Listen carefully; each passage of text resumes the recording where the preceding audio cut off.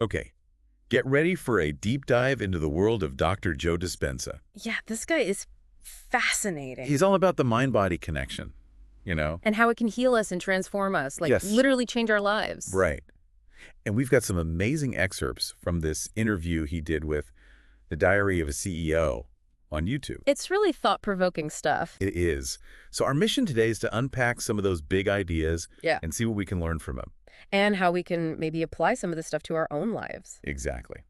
So let's jump right in. Right. Dispenza talks about this concept he calls the 95% reality. It's a bit mind-blowing when you really think about it. Yeah, so what's the deal with that other 5%? Well, he's basically saying that by the time we hit 35, 95% of who we are is already programmed. Programmed, like a computer. Kind of.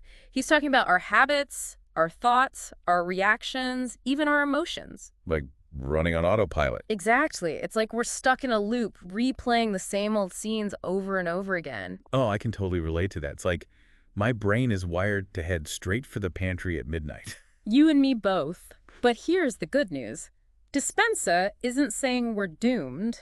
Okay, good, because that was getting a little depressing. He explains that it's all about understanding how those programs get hardwired into our brains in the first place. I'm listening. It boils down to a fundamental principle in neuroscience.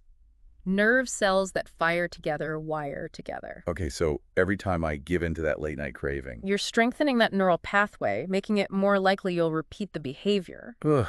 So I'm actually making it worse every time I give in. Well, kind of, but Huh. Dispenza also says we can actually rewire those neural pathways. Really? So I'm not just stuck with these habits forever. Not at all. Imagine you're a sculptor and your brain is the clay.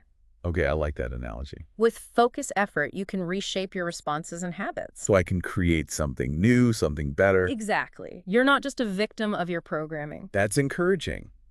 But how do we do that? What are the tools? Well, one of the most powerful tools Dispenza talks about is mental rehearsal. Okay, I've heard of that, but He uses this amazing example of a study where people who mentally practiced piano scales for 5 days. wait, just mentally, like in their minds. Exactly. They visualized playing them, and they developed the same neural circuits as those who physically practiced. No way. Are you serious? Yeah, Just by imagining it? that's what the research suggests. And it makes sense when you think about it. Yeah, I mean, have you ever noticed how vividly imagining something can feel almost as real as doing it? Right. Like your body even responds sometimes. Oh, yeah, totally. Like that time I was prepping for a big presentation, and I kept mentally rehearsing it over and over in my mind. Yeah. That helped me calm my nerves so much. There you go. You were using mental rehearsal. Wow, I didn't even realize it. It's like priming your brain for success, you know? I'm starting to see how this all works. And Dispenza says we can apply this to all areas of our lives. From breaking bad habits to, like, achieving our biggest dreams. Absolutely. It's about creating new neural pathways. Okay, so I'm getting this mental rehearsal thing. Good. But what about those times when it feels like we're almost addicted to negative emotions? He talks about that too. Really? Like, you can be addicted to feeling bad. It sounds strange, I know, but For example? let's say you're beating yourself up for eating those cookies late at night. Okay, yeah, been there. You might actually be addicted to that guilt. Wait, what? Addicted to feeling guilty? It's like we unconsciously seek out situations or even substances that trigger those familiar feelings. Even if they're painful. Exactly. Wow, that's a mind-blowing concept. It is. So instead of just trying to white-knuckle my way through those sugar cravings, maybe I need to look deeper. Yeah, figure out what's fueling that guilt. It's like there's a whole other layer to this puzzle. Right. And that brings us to Dispenza's morning routine for change. Oh yeah, the 4:30 a.m. wake-up call. I don't know if I'm quite ready for that. It doesn't have to be that extreme. Okay, But he's emphasizing the power of those moments right when we wake up and before we go to sleep. he says those are key times when our subconscious is most receptive to change. Exactly. It's like our minds are in this transitional state, you know. Okay, I can see that. And we can use that to reprogram ourselves for the day. So even just 5 minutes of mindful breathing or visualization could make a difference. Yeah. Starting the day with intention. Intention and presence. Setting the tone for the day. Okay, that's something I can definitely work with. And here's where it gets really interesting. Even more interesting. Dispenza believes that this work goes beyond individual transformation. What do you mean? He talks about the idea of a collective consciousness. Okay, this is where we start getting into some really mind-blowing territory. Right, like he's suggesting that groups of people meditating on peace And positive change. can actually impact the world around them. I mean, that sounds far-fetched, but I know, but hear him out. okay, go on. He talks about research on peace gatherings and how, like, crime rates and Okay, violence, economic indicators. yeah, they shift in positive ways when people come together with a unified intention. It's like our combined energy can create a ripple effect. Exactly. I remember reading about those studies with random event generators. Oh, yeah, the ones that generate random zeros and ones. They found that during large-scale meditations or prayer gatherings, the results skewed away from pure randomness. Like our collective intention was influencing the outcome. Exactly. Yeah. And Dispenza is actually organizing this global walk event where people all over the world will be walking and meditating together. It's like a global experiment in collective consciousness. Wow. So my little morning meditation could actually contribute to world peace. No pressure. But it is pretty amazing to think about the possibilities. It is. And you know what's even more mind-blowing? What? Dispenza says we only perceive a tiny fraction of reality. Like how tiny? Less than 1%. Less than 1%. So there's a whole universe out there that we're just not tuned into. He believes there are realms beyond our senses. Realms, like other dimensions. Maybe. He talks about practices like meditation, even psychedelics. Whoa, okay, now we're getting really trippy. But he's not just throwing these ideas out there. What do you mean? He's actually drawing parallels between mystical experiences and the effects of psilocybin on the brain. Like scientifically mapping out those altered states of consciousness. Yeah, it's like he's trying to understand the mechanics of how we access those other realms. So maybe we can actually hack our way into a different reality. He's suggesting that we can expand our awareness beyond the limitations of our senses. This is incredible. If we can tap into even a small part of that unseen reality, imagine the possibilities. The possibilities are truly endless. But let's not forget about the human side of all this. Yeah, good point. I mean, this guy is traveling the world, running these huge events, doing all this research. What does he give up to do all this? Right. Well, the host asked him that very question. Oh, I'm curious to hear his response. He acknowledged the challenges, the sacrifices. Like relationships, personal time, He talks about the importance of having a strong team. people who share his vision. But ultimately, he says it's all worthwhile. Because he's witnessing such profound transformations in people's lives. People healing from chronic illnesses, Overcoming trauma. experiencing these incredible shifts in consciousness. It's inspiring to see someone so dedicated to their purpose, It is. even with all the personal costs involved. It makes you think about your own goals, you know? It does.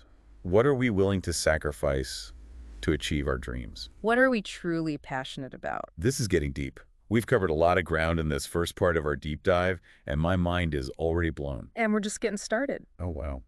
Okay, I'm ready for more. Stay tuned, folks. This deep dive is about to get even more mind-bending. Buckle up. We're going in. We're going deep. So before the break, we were talking about how we can use our minds to heal and transform our lives. Yeah, some pretty mind-blowing stuff, right? And one of the key takeaways is this idea of becoming aware of our unconscious patterns. Those habits and reactions that we just do automatically without even thinking. Exactly. The things we do when we're on autopilot, you know? Oh, like when I get stressed and snap at my partner. Yeah, or mindlessly scrolling through social media for hours. Oof, guilty as charged. It's about noticing those moments when we're not acting in alignment with who we truly want to be. When we know we should be doing something differently, but we just can't seem to help ourselves. Right. So Dispenza says the first step is to simply observe those patterns without judgment. So not beating myself up for having those habits in the first place. Exactly. It's about bringing them into our conscious awareness. Like, oh, hey, there's that pattern again. Interesting. Exactly. Just noticing it. And then we can start to ask ourselves, what's really going on here? What's driving this behavior? What's the underlying cause? Precisely. It's like becoming a detective of our own minds. I like that.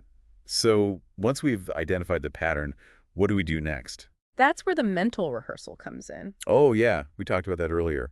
Visualizing ourselves responding differently. Exactly. So let's say you're trying to break that social media scrolling habit. Okay, yeah, that's a big one for me. You could visualize yourself closing those apps, putting your phone away, and focusing on your work.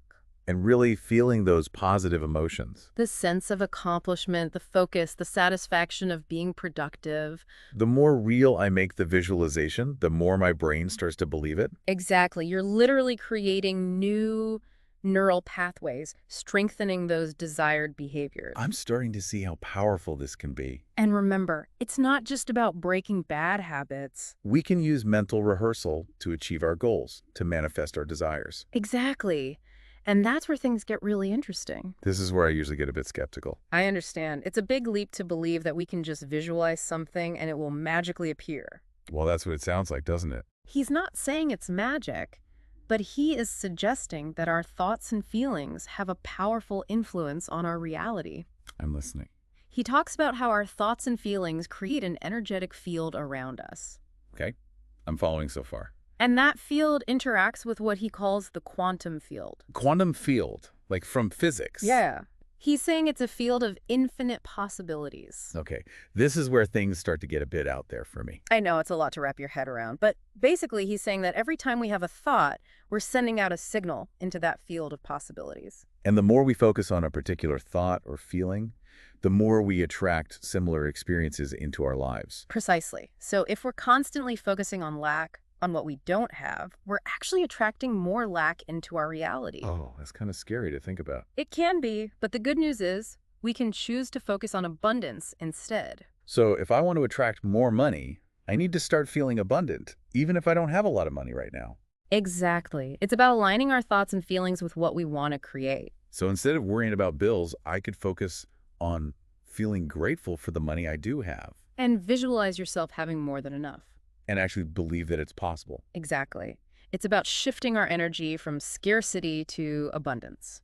I can see how that could be powerful. But let's be real, things don't always work out the way we hope.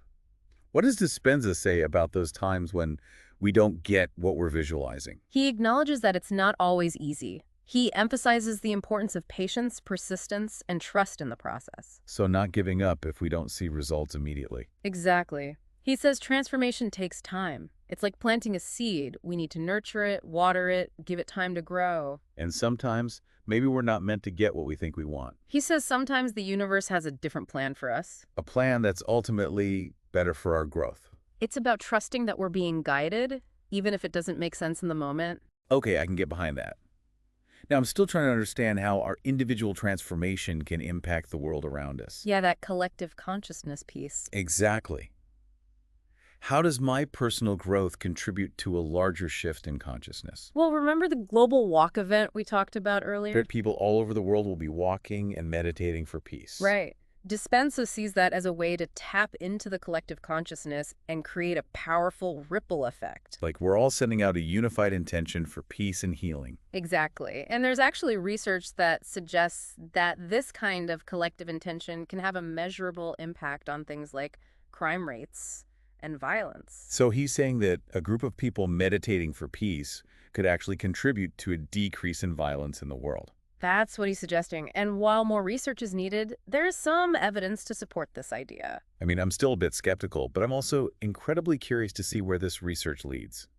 It's definitely a fascinating area of exploration. So what can I do in my everyday life to contribute to this collective shift towards peace and healing? Besides participating in events like the Global Walk, of course. Dispenza emphasizes that individual transformation is the foundation for collective change. So the more I work on healing myself, the more I contribute to the healing of the world. Exactly. He uses this great analogy. Each of us is like a drop in the ocean. And the cleaner each drop is, the cleaner the entire ocean becomes. It's a beautiful way to think about it. Our individual efforts, no matter how small they seem, can contribute to a larger wave of change. So it's not about waiting for someone else to fix the world. It's about taking a responsibility for our own inner work and trusting that those efforts will ripple outward. Exactly. And remember, it's not about being perfect or having all the answers. It's about showing up with an open heart, a willingness to grow, and a commitment to creating a better world. This is all very inspiring. I'm feeling a renewed sense of hope and possibility. That's the power of Dispenza's message. He's reminding us that we have the power to create a new reality. A reality that is more peaceful, more loving, more aligned with our true selves. And that reality starts with a single thought. And that's where we'll pick up in the final part of our deep dive. Can't wait. This conversation has been mind-blowing so far. We're about to go even deeper. Stay tuned for more practical tools and techniques for harnessing the incredible power of your mind. Okay, so we're back for the final part of our deep dive into the world of Dr. Joe Dispenza. It's been quite a journey, right? My mind is officially blown. Yeah, Dispenza really pushes the boundaries of what we believe is possible. Before the break, we were talking about how he bridges the gap between science and spirituality. Yeah, that's one of the things I find so fascinating about his work. He doesn't ask us to choose between logic and intuition. He's suggesting we can embrace both. Like, remember how he talks about those mystical experiences people have during meditation? Uh-huh. He doesn't dismiss them as just, hallucinations or whatever. He's actually trying to understand the science behind them. Like what's happening in the brain, in our energy field. Yeah, he's looking for the mechanisms that explain how we access those expanded states of awareness. It's like he's saying, hey, there's more to reality than meets the eye, and here's how we can start to tap into it. Exactly. He's inviting us to expand our perception of what's possible. So, okay, how do we actually do that? How do we apply these mind-bending concepts in our everyday lives? Well, one of the simplest but most powerful things we can do is to become more aware of our thoughts. We talked about that a bit before the break, right? Yeah, it's about paying attention to that constant stream of inner chatter. And noticing if those thoughts are mostly positive or negative. Exactly. But it goes deeper than that. Oh. Dispenza encourages us to question those thoughts, to challenge their validity. Okay, so it's not enough to just notice that I'm having a negative thought. Right. We need to ask ourselves, is this thought really true? Is there any evidence to support it? Interesting. Often when we really examine our thoughts, we realize they're based on old stories, limiting beliefs, or fears that are no longer serving us. Like those voices from our past that are still running the show. Exactly. It's like we're on an autopilot replaying those old tapes over and over again. So how do we break free from those old tapes? By becoming aware of them and then consciously choosing to replace them with more empowering thoughts. So if I catch myself thinking, I'm not good enough, You can ask yourself, what evidence do I have to support that thought? and then I can choose to replace it with a thought like, I am capable and worthy. Exactly. It's about consciously choosing the thoughts we want to feed, the thoughts that align with our highest vision of ourselves. So it's like we're retraining our minds to think differently. We're literally rewiring our brains to create new and more empowering neural pathways. That's amazing. But I imagine it takes a lot of practice. It does. Our minds are like well-worn paths, and it takes effort to create new ones. But with consistency, we can change those pathways. Absolutely. And as we shift our thoughts, we shift our energy, our emotions, and ultimately our experience of reality. Wow, this is powerful stuff. It is. It's like we have the ability to create our own reality. That's exactly what Dispenza is suggesting. I'm feeling so inspired right now. It's like a whole new world of possibilities has opened up. That's the beauty of Dispenza's work. He reminds us that we are not limited by our past experiences or our current circumstances. We have the power to create a future that is aligned with our deepest desires and our truest selves. Absolutely. And remember, the power to heal, to transform, to create a life we love lies within each of us. It's not out there somewhere waiting to be discovered. It's right here, right now, in this present moment. That's such a beautiful reminder. It is. So go out there, embrace your power, and create a life that truly lights you up. That's a wrap on our deep dive into the world of Dr. Joe Dispenza. We hope you've enjoyed the journey. It's been an honor sharing his work with you. If you're ready to start applying these principles in your own life, we encourage you to check out his books, his workshops, and his online community. There's a wealth of resources available to support you on your journey of transformation. And remember, the power to create a more fulfilling, joyful, and meaningful reality lies within you. So go out there and make it happen. Until next time, keep diving deep and embracing the infinite possibilities that await.